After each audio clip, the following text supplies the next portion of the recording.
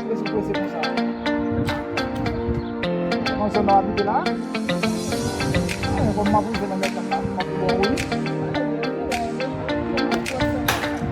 Matamoy.